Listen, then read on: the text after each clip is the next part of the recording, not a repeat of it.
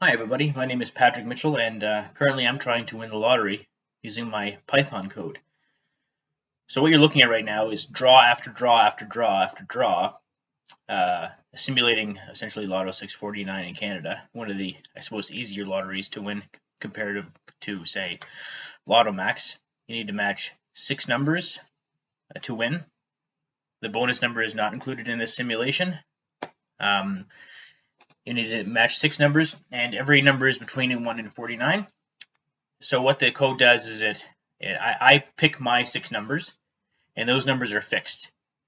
And then what happens is the code draws number after number after number, and then tries to match the numbers that are picked against my number. If all 6 numbers are matched, we win. And it gives us a whole bunch of information, which I'll talk about in a minute. You'll see what happens when the simulation ends. So right now, it's printing every single draw to the screen. And as you can see, it's doing it's essentially doing a couple hundred per second. And you think a couple hundred per second, we're going to win in no time. I could leave this running for days and days and days and days and days, and it's likely not going to hit my number. And that's why this video I wanted to talk about the lottery. You're not going to win the lottery. It is so far stacked against you, it's unbelievable. And again, I've played the lottery, and I still play it from time to time because even if it's $2 every here and there, it's a fun little thing. You know, it's fun to have that dream for $2. Speaking of $2, what the simulation plugs in is a value of $2 per bet. So what you're looking at every second is a couple hundred is about $600 worth of bets every second. Now there's 649 bets every week, and so that's roughly, I think it's 104 a year. So at the end of the simulation, it actually tells you how many years it took you to hit your numbers. Now we're going to speed this up in a minute, and by getting rid of the print instruction. By printing to the screen, we take up tons and tons and tons of time. We can make this program exponentially faster by getting rid of the print. So we can make it so it takes a couple 100,000 samples or draws per second versus a couple hundred, just by getting rid of the print instruction. So anyway, before I do that, before I show you the code is for you to use. You can use it below. I haven't commented all of it, but it's pretty straightforward. It's not a big piece of Python code. But I'll tell you a quick story before I show you the code, and I'm going to just let this keep drawing numbers after numbers just to show you that this is essentially each one of these values you see on the screen right now is me pumping $2 to OLG, to the government. And so tens of thousands, maybe $100,000 since we've started, probably more than that, started this video. Anyway, back to my story. A couple years ago, I got sterilized. The same day I got sterilized, I got shingles from the stress of going to get sterilized. 2 kids is enough for me, and having shingles once in my life is more than enough. Anyway, so great luck. Shingles and a vasectomy. I go to the doctor. Doctor laughs at me, says you should go buy a lottery ticket because your luck couldn't get much worse. I go on buy a lottery ticket. A couple days later, I check it on my phone, and I won $94. First time I've ever won anything on the lottery. And so I'm like, wow, look at the actual numbers on my phone. I matched the first 4 numbers of the 6. And my last two were 41 and 43. The real numbers were 42 and 44. And I was on my knees, angry as all heck, because I had come so close to winning the lottery, when in fact, I hadn't come close at all. Matching 4 numbers is, I think the odds are something like 1 in 6,000. But matching all 6 numbers is, I think for 649, the odds are in the area of 16 million. 1 in 16 million, so, something like that. I used to have the formula for it. My dad's a former math teacher, now retired. Anyway, so realistically, because I didn't match those numbers, it didn't matter that the numbers were close, 41 and 43 versus 42 and 44. Those, because they didn't match, it could be, the matches could be 1 or 2 or 30. It doesn't matter. Just because they're close, it doesn't mean that you got any closer to winning, or I got any closer to winning. So anyway, I started learning Python recently. I'm certainly no guru, but it's a very enjoyable language. So I'm going to bring up the code. I don't want to go through it all, but I'll try to run through it here. I import the random code, so I can choose random numbers. I import time, so I can get the so I can basically count how long the program takes to run. Date time, so I can see the start and end time to my simulation. This is more important if I keep choosing to run it with the print print instruction. And I'm not going to go through all of the functions here, but what the program basically does is it takes numbers. It takes 5 numbers, 6 numbers, sorry, sorts them in order. Make sure that you can only get that no numbers are repeats. So I can't get the number 33 once, twice. I can only get them only get it once. And so it takes 6 numbers, make sure that they're all different numbers, sorts them in order, and then compares them against my numbers. My numbers are at the top right here. This is the mylist: 3, 15, 18, 22, 37, and 46. And this list right here, random list, is where I'll pump my numbers and keep repeating. And down in this function right here, I'll get a random number, and I'll place them within the list. I'll sort them. I'll make sure that they're in order. I'll use the getNum function for this. It'll when I run the getNum function, it will make sure that the numbers are not repeats. And once that's done, it'll go on to the next. So we basically get our list here, our draw. We'll sort it using the sort command. We'll print it to the screen, and I'm actually going to get rid of that right now by commenting it out. We'll run we'll run it again shortly, and then we add one to counter. Counter is just a variable that tells us at the end how many draws we took, and that's going to help us with a lot of our information. Anyway, if I scroll down, if all of my lists numbers equal the list equal the draw list, then we're done. We set state to 1, which ends the function. We stop the timer. We get the end date of the program down to the second. We print done, and then we get a whole bunch of information about the simulation printed to the screen. And that's when the program ends. So what I'm going to do right now is, as you can see, I just want to get this in your head. Like, this is each one of these draws that you can't even see because it's going so fast is going to the convenience store and getting a number. Each of these is a $2 bet, and it's been running now for 5 minutes.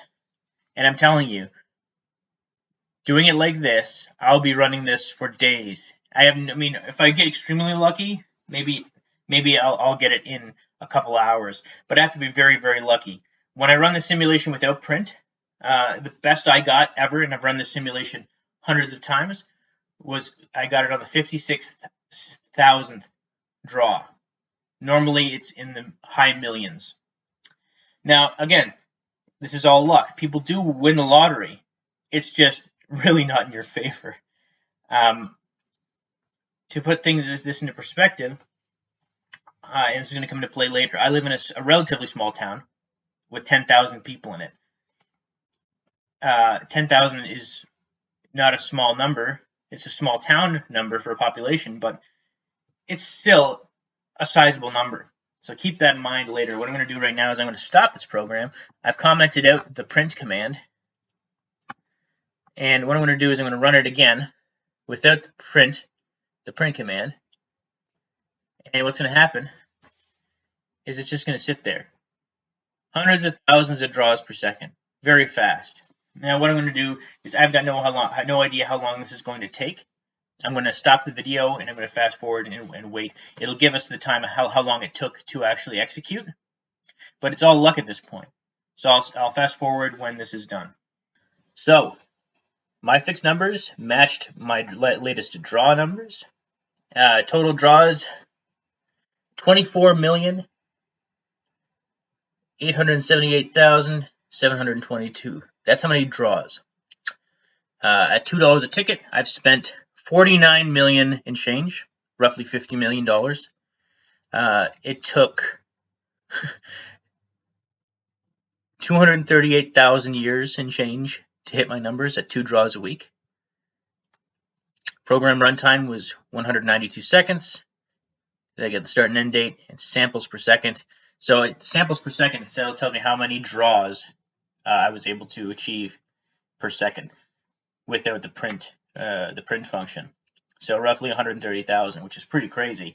And trust me, when you're running this with this program, I'm running this on a laptop, and my laptop, every time I run this program, it's crazy. The fan starts going like wild.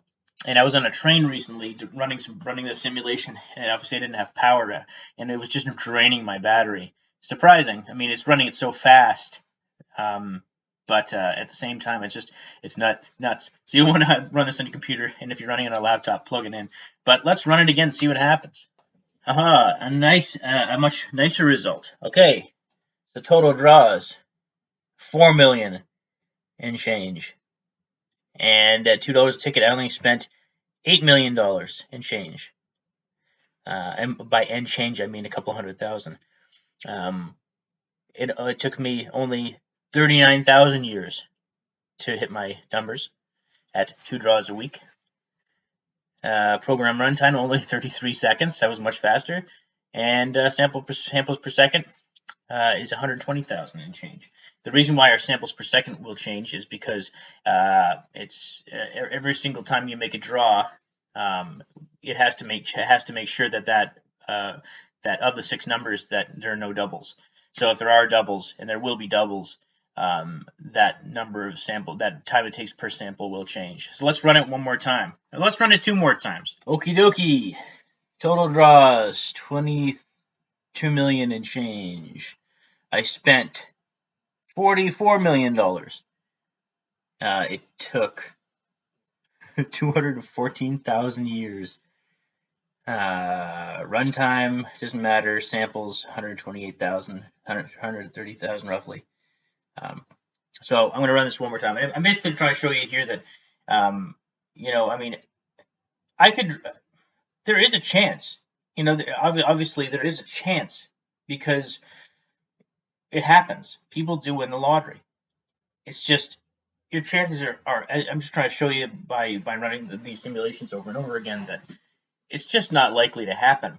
And you can be the luckiest person in the world and never hit the lottery. I mean, there are people that have won the lottery twice. I mean, that's just magnificent for them, but unrealistic expectation. It's an unrealistic expectation. So let's run it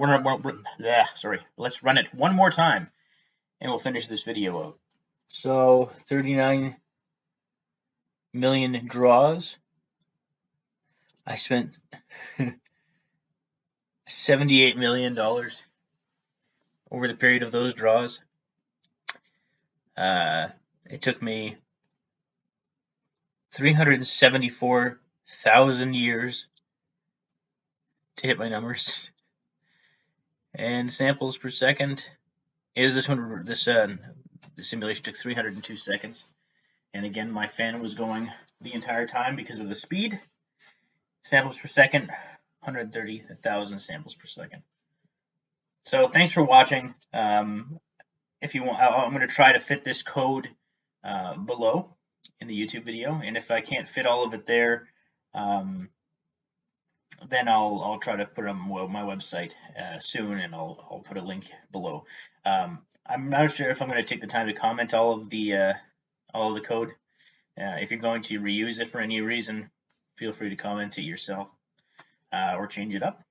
But thanks for watching. I didn't want to be preachy in this video. Playing the lottery is fun, and in Ontario, the money goes back to supposedly anyway, goes back to essentially government infrastructure. It goes back into the economy at the expense of people losing their money. But at the same time, it's not a private entity. OLG is a government-run entity. Not to say that that's necessarily a good thing, but your money isn't just going to some random billionaire, at least not to my knowledge. But at the same time, I like going to the casino. I go into it with a small amount of money, and I go in expecting to lose. Gambling can be fun, and again, I'm not trying to tell you how to run your life. But going into the convenience store and spending $20 a week or $50 a week or whatever on lottery tickets. I mean, at least scratch and win tickets give you a little game to work with. I mean, at least you get to play a game. This is playing a game too, but it's really just waiting for numbers to be drawn.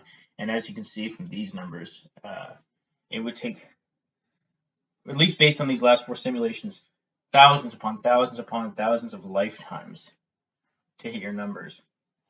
In our best case, I don't know, whatever it was. In our best case, it took 39,000 years. So take it as you will. I appreciate you taking the time. You can use this code as you see fit. It was just a fun project I did.